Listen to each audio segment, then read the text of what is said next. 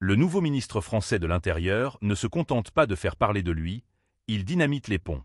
Depuis sa nomination, Bruno Retailleau s'impose comme une figure centrale d'un virage sécuritaire radical. Son credo ? Rétablir l'ordre, rétablir l'ordre, rétablir l'ordre. 3 fois. Comme un mantra d'une république qui se crispe. Mais derrière cette formule martiale se cache une ligne idéologique bien plus sombre, et surtout une obsession, l'immigration. Et, parmi les cibles privilégiées, l'Algérie. Retailleau ne s'en cache pas. Il parle comme l'extrême droite, mais avec le pouvoir en main. À chaque intervention, une provocation. À chaque déclaration, un coup de projecteur. Le 29 septembre dernier, sur LCI, il lâchait « L'immigration n'est pas une chance ». Le même jour, dans le journal du dimanche, il relativisait l'état de droit, le qualifiant de « non sacré ». Mais ce n'est pas seulement le ton qui inquiète. C'est l'impact. Les expulsions de ressortissants algériens explosent, les tensions montent et Alger fulmine. Le ministère algérien des Affaires étrangères accuse Retailleau de « barbouzerie à des fins personnelles ». Une animosité maladive, estime un professeur de géopolitique, qui ravive les blessures coloniales encore à vif. Car Retailleau, c'est aussi un parcours.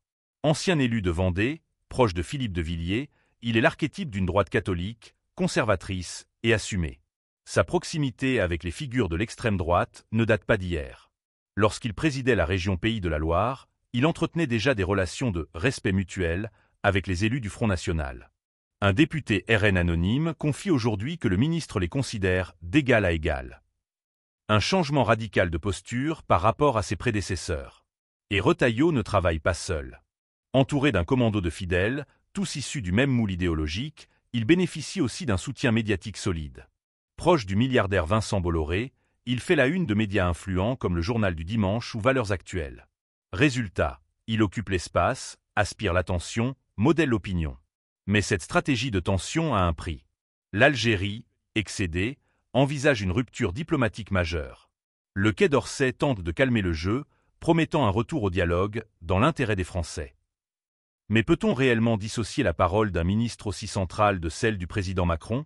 Certains y voient une stratégie à 2 visages, le bon flic, le méchant flic. Alors que les relations franco-algériennes vacillent sur un fil, une question reste en suspens.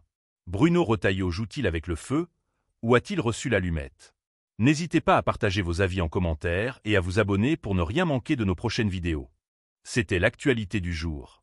Merci de nous avoir écoutés.